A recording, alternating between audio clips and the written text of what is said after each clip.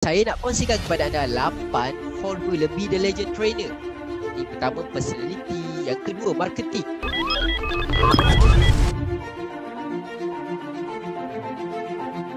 Kita ibaratkan sebagai perisai, manakala trainer pula kita ibaratkan sebagai pedang yang mana mampu meningkatkan lagi imej anda, kerjaya anda, bisnes, pendidikan ataupun latihan anda ke satu level yang lebih tinggi.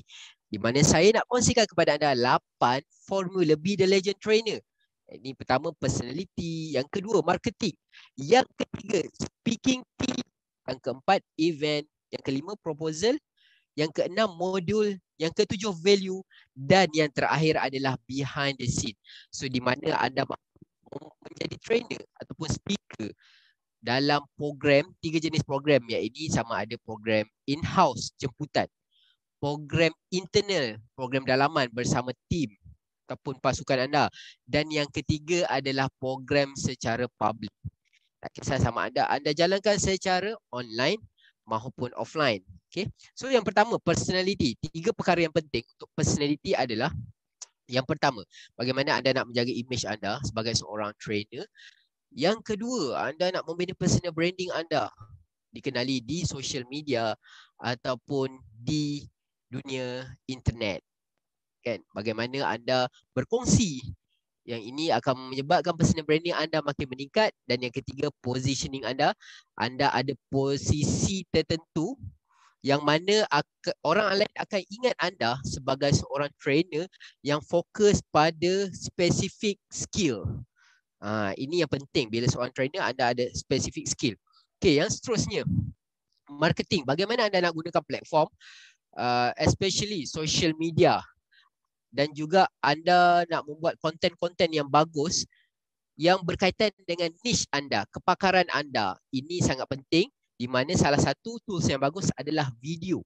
Video yang mana video education, video berkaitan dengan program anda, berkaitan dengan company anda, ataupun program-program yang anda bakal buat ataupun telah buat. Ini sangat penting bila mana marketing ini untuk sebarkan lagi kepakaran anda dalam niche anda. Okey. Dan seterusnya, bila anda bagus dalam membina networking, anda boleh bekerjasama dengan orang lain di mana anda mampu untuk menjalankan program bersama-sama dengan mereka, bersama-sama dengan event organizer, bersama dengan sekolah maupun taman-taman, ataupun jika anda ada surau yang berdekatan, masjid yang berdekatan. So mereka sangat mengalu-alukan orang untuk membuat program di tempat mereka. Dan yang seterusnya, speaking teknik. Bagaimana untuk kita yakin berkomunikasi, yakin bercakap di hadapan dengan menggunakan strategi yang dipanggil sebagai wow. Kita mulakan percakapan kita dengan wow, sesuatu yang sangat menarik akan membuatkan orang macam nak dengar lagi apa perkongsian anda. Kemudian anda ceritakan story. Story ini sangat influence untuk menarik perhatian para pendengar. Dan seterusnya, ice melting. Macam mana anda nak merapatkan lagi hubungan dengan audiens anda dengan aktiviti ataupun pertanyaan-pertanyaan tertentu, menjadikan mereka akan lebih mesra dengan anda. Seterusnya baru anda masuk dengan konten. Dan yang seterusnya, climax. Bagaimana anda nak buat aktiviti, bagaimana anda nak buat sesuatu dengan audiens anda, peserta anda, supaya mereka akan ingat emosi, memori, momen bersama dengan anda dalam program tersebut. Dan yang terakhir adalah dari segi closing. So bila anda bercakap, pasti ada closing. Anda nak ingatkan mereka tentang apa, nak recap dan sebagainya, dan anda nak bawa ke program seterusnya ataupun anda ada kelas dan sebagainya. So ini adalah flow dalam speaking teknik. Dan seterusnya, event. Bagaimana pengurusan event yang bagus akan membantu perjalanan program anda berjalan dengan lebih lancar. Anda tahu macam mana mereka nak daftar, bagaimana mereka nak dapatkan pre-training kan sebelum mereka join. So mereka akan lebih excited untuk join program anda. Apakah tools-tools yang penting yang digunakan? Tak kisah sama ada anda jalankan secara online maupun offline. Okey, yang seterusnya, proposal. Proposal ni ada dua.